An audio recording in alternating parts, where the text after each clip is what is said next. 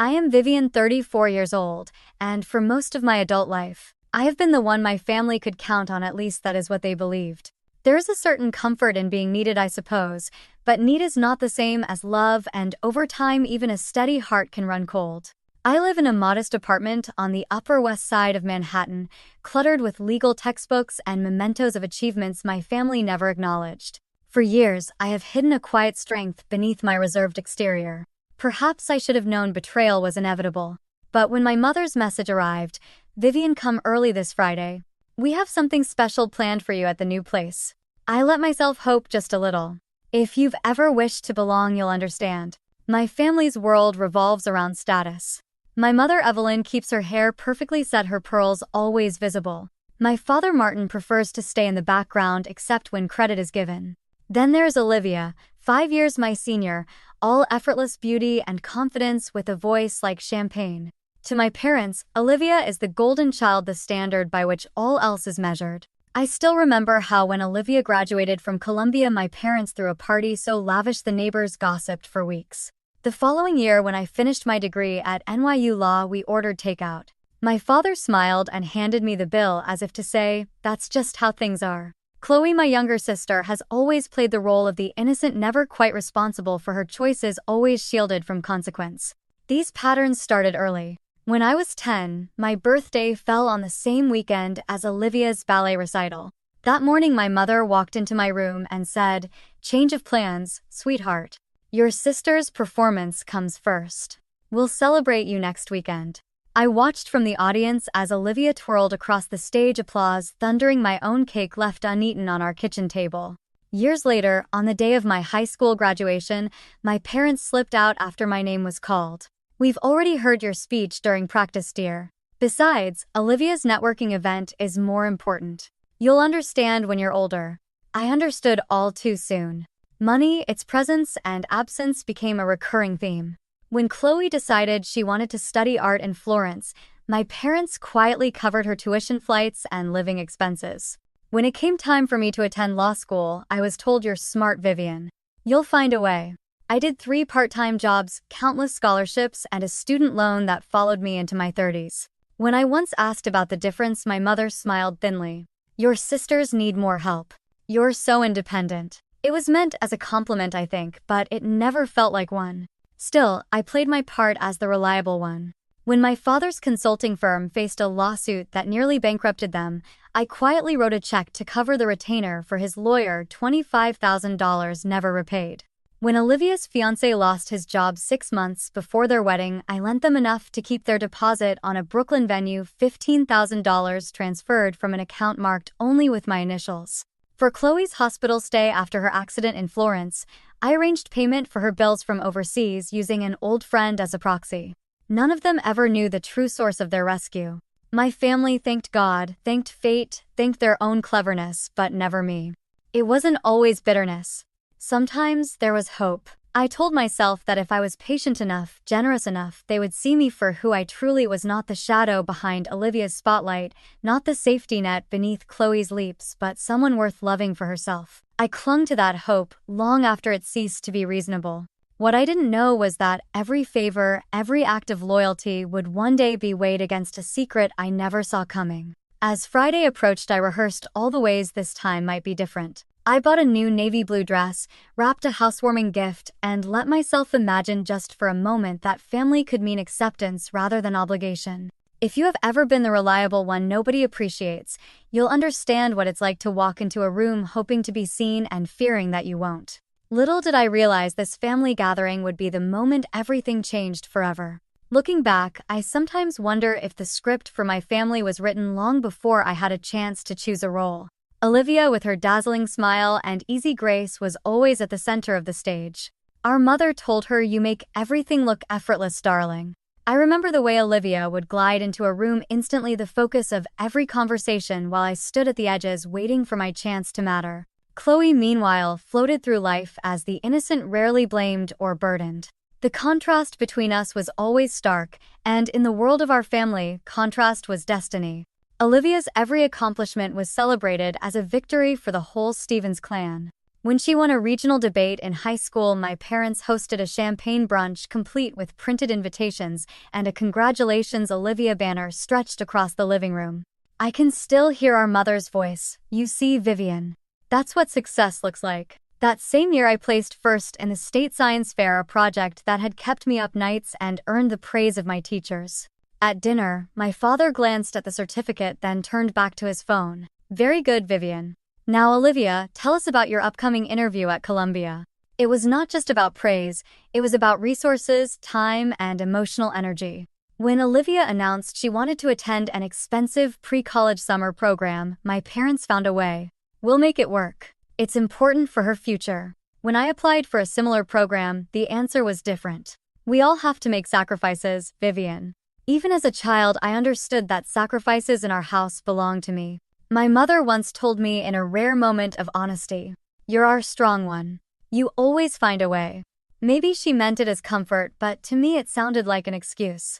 When Olivia forgot to pay her credit card bill, my father wired her the funds overnight so she won't damage her credit. When I mentioned that my own rent was due and my teaching assistant stipend was late, my mother replied, "Oh, you'll figure it out, dear. You always do." The irony was that Olivia, for all her supposed brilliance, never quite found steady ground. Her jobs were always short-lived, her romances dramatic, her debts mounting. Yet at every family dinner, she held court, her laughter filling the room, her troubles minimized as just part of the journey.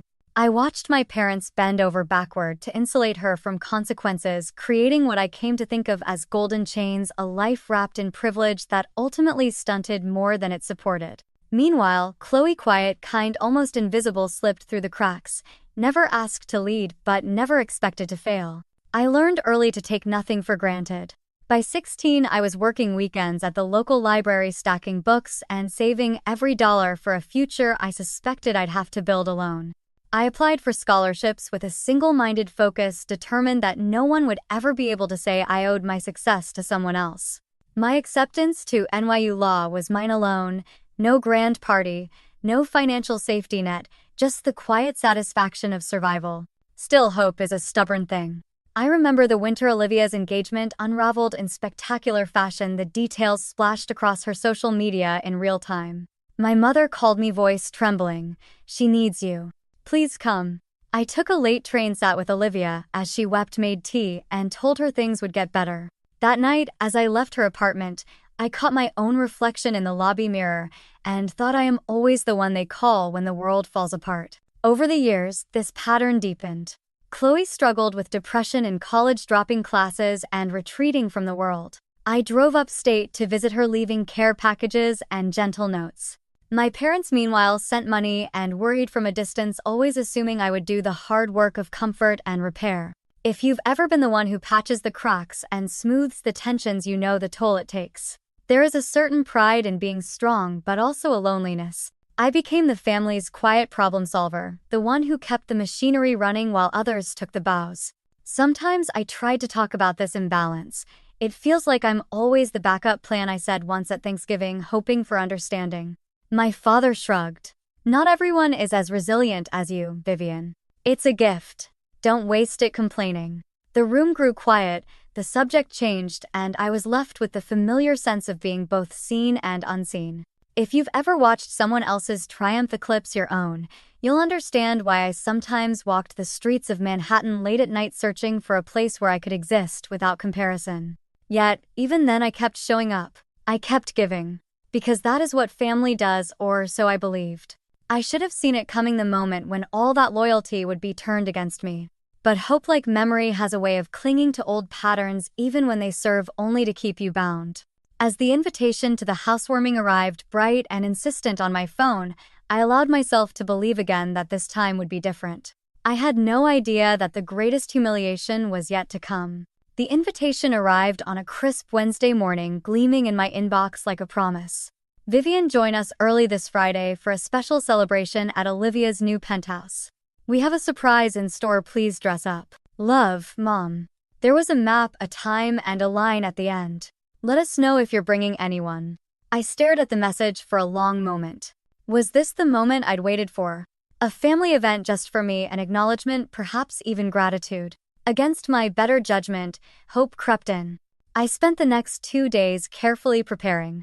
I chose a navy dress, a shade both elegant and safe, paired with my favorite silver earrings, a graduation gift from my law mentor, not my family. On Friday, I left work early, stopping at a little shop on Lexington Avenue to buy a housewarming present, a hand-blown glass vase, beautiful and expensive, a symbol of sincerity. I even splurged on a card embossed with gold foil. That morning, I stood in front of my mirror, steadying my hands as I fastened the earrings. Tonight, I told my reflection, you will not be invisible. The city pulsed with Friday evening energy as I took a cab to the address. Olivia's building towered above the street, sleek glass, shining doormen, the type of place people notice. Inside, a stream of laughter floated down from above. I rode the elevator to the penthouse, clutching the vase with both hands, heart pounding. The doors opened to a dazzling scene, chandeliers, glowing windows framing the skyline, and a crowd of elegantly dressed guests swirling through the room.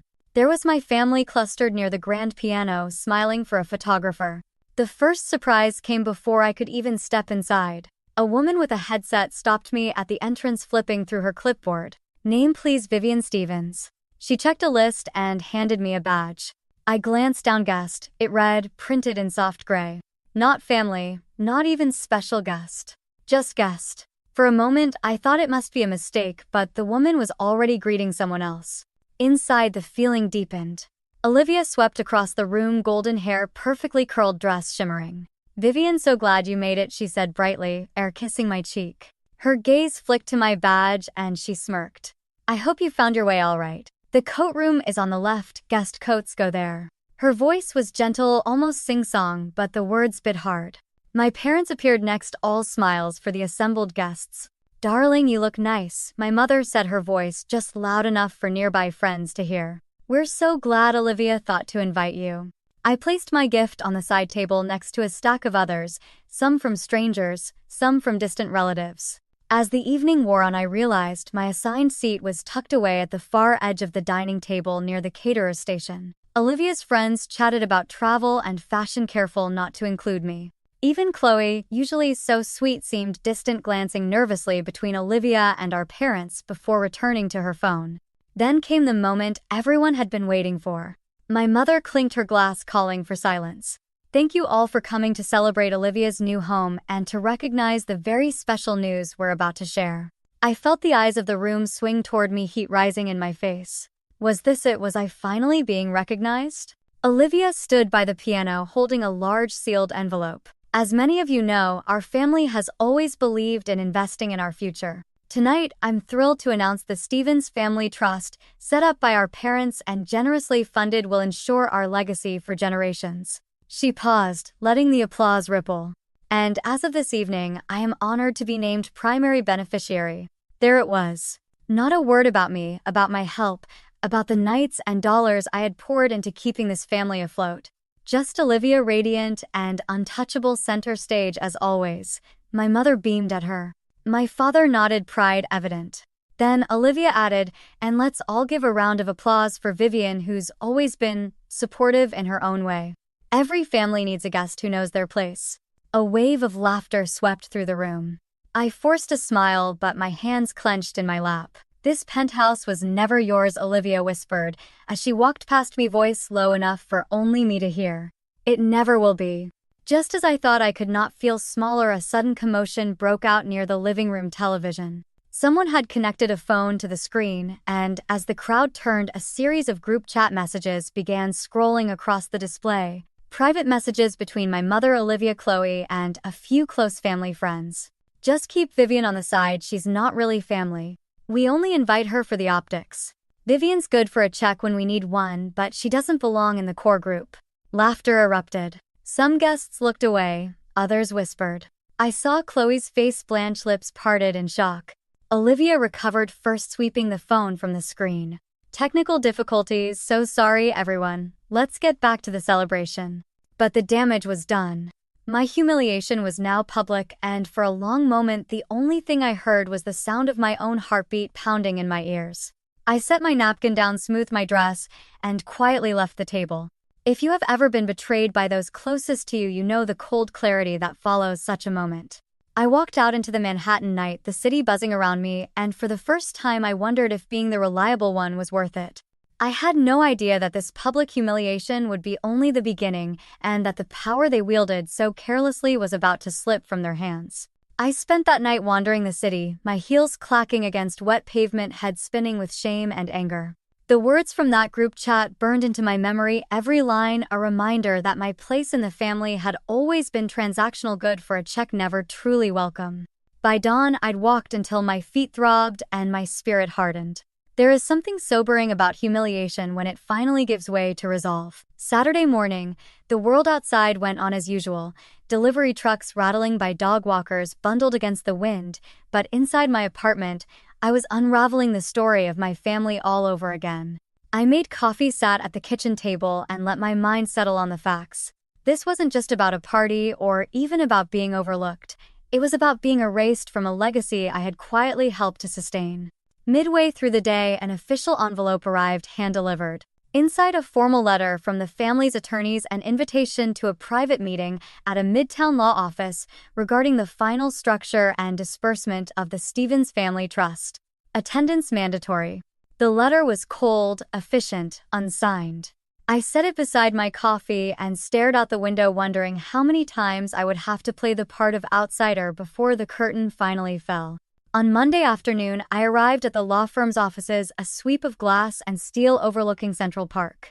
The meeting room was full, Olivia resplendent and smug, our parents projecting both gravitas and exhaustion. Chloe visibly anxious, sitting alone. The family attorneys, 3 of them all men in tailored suits, ushered us to our seats. I was handed a packet heavy with legal jargon. The meeting began with pleasantries, then quickly moved to business. As per the instructions of Martin and Evelyn Stevens, one attorney intoned, the Stevens Family Trust, valued at $13 million, will be distributed as follows. I gripped the folder tighter. Olivia Stevens is designated as the primary beneficiary. Chloe Stevens, contingent beneficiary with a conditional clause. Vivian Stevens. He hesitated, glancing my way, is to receive a one-time gift of $25,000 for her ongoing support of the family. A silence hung in the air, thick and unnatural. Olivia smiled, radiant in her triumph. It's only fair, she said, voice ringing. I've always carried the legacy. Vivian's made her own way. My mother reached over to pat my hand, but her words stung more than comforted. You should thank Olivia for even inviting you, darling. We wanted to recognize your contributions. I don't know if I've ever felt so cold inside. Years of quiet labor, support, sacrifice reduced to a token sum, a gesture more insulting than silence. Even Chloe looked stricken, her eyes darting from the will to my face. As the attorneys moved on to the next order of business, something shifted inside me. I scanned the documents, years of legal training burning away the fog of humiliation.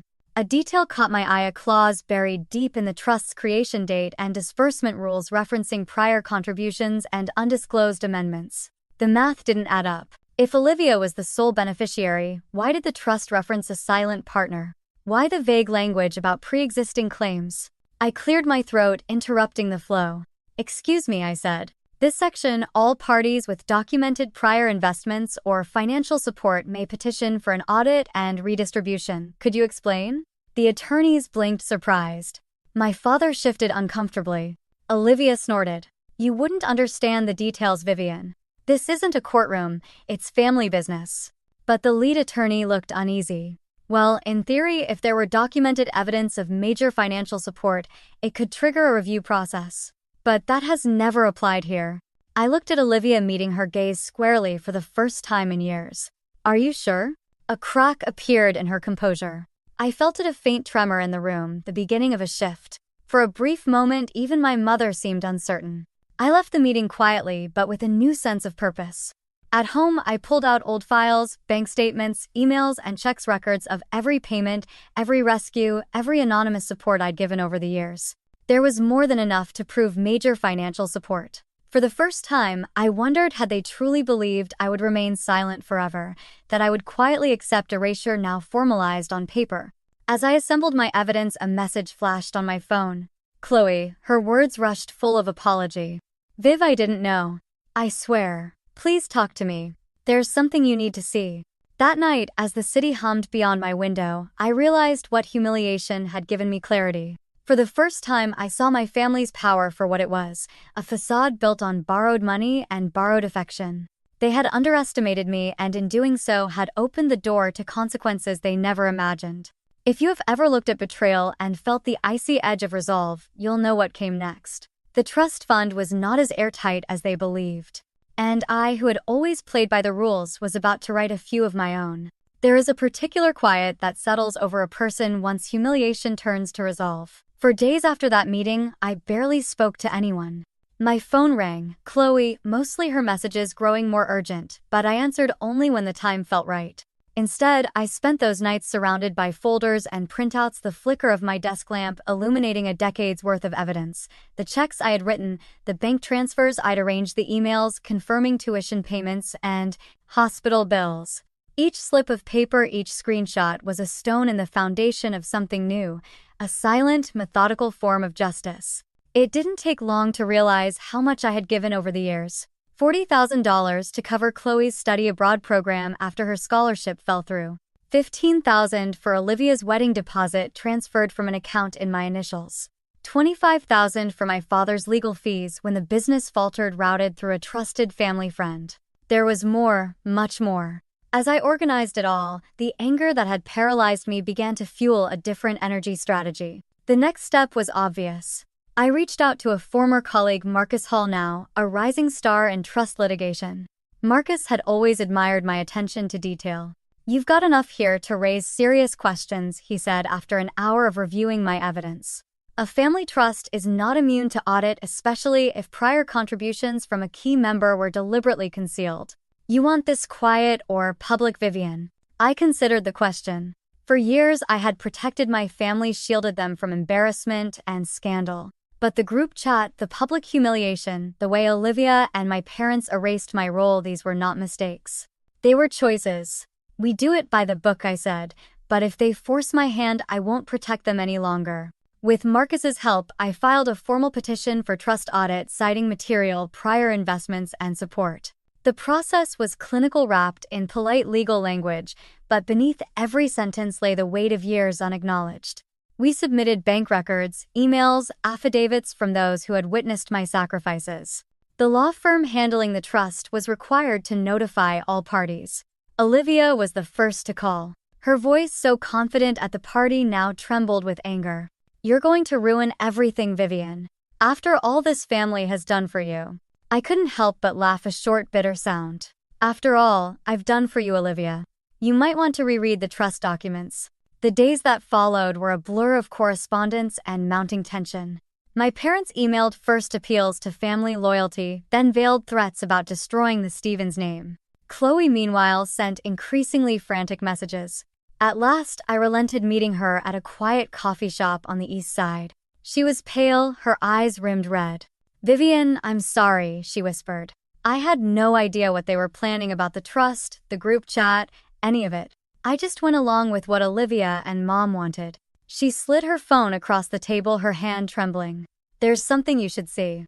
On her screen was a series of videos and screenshots, secret recordings of Olivia and our parents discussing how to exclude me from the trust, emails about keeping the optics good by inviting me to public events, even a draft of that humiliating speech from the party. The final video stunned me: Olivia and my father reviewing bank records, debating whether to erase certain payments. "She'll never fight us. She doesn't have the stomach," my father said. "Vivian always folds." Chloe wiped her eyes. "I know I should have said something sooner, but I want to help now. You deserve better." For a long moment, I just sat there, letting the truth settle. "Thank you, Chloe," I said quietly. "If you're willing, I may need your testimony."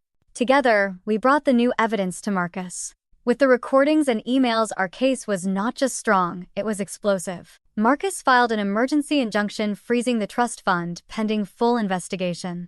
The law firm was compelled to issue a public notice. Within hours, a local business news blog picked up the story. Legal battle erupts over Stevens family trust, hidden contributions discovered, beneficiary list challenged. The reaction was immediate and fierce.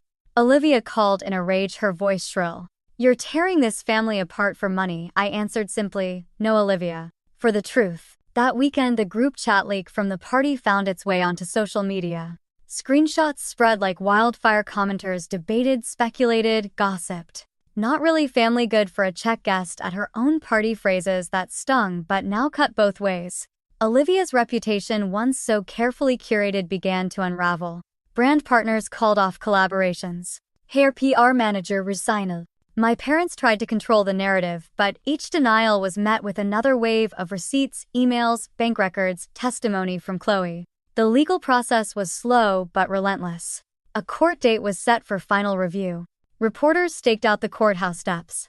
At the hearing, Marcus laid out the case with measured confidence. For over a decade, Miss Vivian Stevens provided substantial financial support to the Stevens family, often under duress and always without proper recognition. These contributions were material to the family's stability and the growth of assets now housed in the trust. The exclusion of Miss Stevens as a primary beneficiary not only violates the trust's spirit but may also constitute fraud. He entered the videos and emails into evidence. My parents avoided my gaze. Olivia glared. Chloe, to her credit, testified honestly, confirming everything. I spoke last, my words calm but resolute. I never wanted a fight, I wanted a family. But when family becomes a weapon, sometimes the only option is to protect yourself. The judge ruled in my favor, ordering an independent audit and freezing all disbursements until the process concluded. It is clear, he said, that contributions were made under circumstances that demand equitable recognition. This court will not allow injustice to be hidden behind legal technicalities. Walking out of the courthouse, I felt something lift from my shoulders. The humiliation had been real, but so was my resolve. Olivia's face was pale as she hurried past the cameras. My parents, suddenly old and small, huddled together by the courthouse steps. Chloe walked beside me. What happens now? I smiled, not with triumph but relief. Now we live on our own terms, and this time I won't apologize for it. For the first time in years, I felt free, not just from my family's shadow but from my own silence. The world outside was the same gray sky, city noise, strangers bustling by. But inside, something had shifted. I was no longer the guest at my own table. I was the one setting the terms. 16 months have passed since that final courtroom day. In many ways, it feels like another life, a life that belonged to someone else, perhaps a person I used to dream of becoming. Sometimes on quiet mornings, I catch myself listening for the phone to ring with family news or expecting a message to arrive in a tone equal parts sweet and sharp. But those days are gone. I have built new routines, and in their place a new reality has taken root. My home now is a brownstone walk-up near Riverside Park, small by Manhattan standards, but full of light and quiet corners for reading. After the ruling and the investigation that followed, I was awarded a significant portion of the trust. Not all of it, but more than enough to erase my debts, fund a small foundation, and create a life with choices. I did not buy anything grand or ostentatious. Instead, I found joy in reclaiming small things, painting the kitchen a color that makes me smile, hanging old photos on the wall, filling shelves with books I once borrowed from the library, never thinking I'd own. I still work long hours these days as a partner at my firm, helping clients who are overlooked or underestimated, just as I once was. But I make time for what matters. Saturdays are sacred, reserved for walks in the park or coffee with the handful of friends who became my chosen family. There's Jenna, my neighbor from the next building, who insists we split every new recipe we try. There's Michael, a fellow attorney with a dry wit and a kind heart, who once said, "Your story's a lesson in how not to let the world write your ending." There's Chloe, who, after her testimony, began to find her own voice. She moved to Brooklyn and started teaching art at a local school. She visits often. Sometimes she apologizes for the past, but mostly we just talk about the future. That's the funny thing about chosen family: loyalty, forgiveness, and affection are not assumed but earned over time. Birthdays are now small affairs full of laughter, homemade cakes, and off-key singing. Thanksgiving, once a spectacle, has become a potluck with friends, everyone bringing something imperfect but real. Evenings sometimes end with stories, sometimes with quiet. I find myself grateful for the simple peace of knowing everyone around my table is there by choice. Professionally, life has never felt so open. My story brought a stream of clients, people facing unjust wills, unfair trusts, manipulations, both financial and emotional. I listened to them the way I wish someone had listened to me. Together, we build strategies not just for money but for dignity. My proudest achievement is the mentorship program I helped launch, a small but growing network for young women entering law, especially those from families who believe their place is in the background. Watching those women take their first bold steps, I sometimes see my younger self uncertain but determined. News of my family drifts to me from time to time, mostly through distant relatives or mutual acquaintances. My parents retreated from public life, their reputation dimmed by the scandal and legal inquiry. Olivia tried to repair her image, but her brand never quite recovered. There were whispers of lost contracts, partnerships quietly dissolved, invitations that never arrived. Chloe, for her part, was the only one who ever called or wrote. Sometimes she brings up the old days, sometimes not. I am glad for her company, but no longer haunted by a need for her approval. In this new chapter, I have learned that sometimes the deepest wounds are not those caused by strangers, but by the people who know us best and choose all the same to cause harm. But I have also learned that forgiveness is not a gift you owe to those who hurt you. It is something you give yourself piece by piece as you reclaim the pieces of your life. If you are listening now and have found yourself on the outside looking in, if you have been the reliable one, the forgotten one, the guest at your own family's table, I hope you know this: you are not alone. Your worth is not defined by their recognition nor your place at their table. Family is not always about blood. Sometimes it is about the people who stand with you when the world falls apart, who see you for who you are and choose to stay. What would you do if your loyalty was met with betrayal? Would you fight for a seat at the table or build a better one of your own? I'd love to hear your stories, your battles, your victories, quiet or loud. Drop a comment below, and if my story resonated, consider sharing it with someone who needs a reminder that it is never too late to choose yourself. The city outside my window is always changing, but inside these walls there is peace, there is laughter, there is belonging. And for the first time, I am home.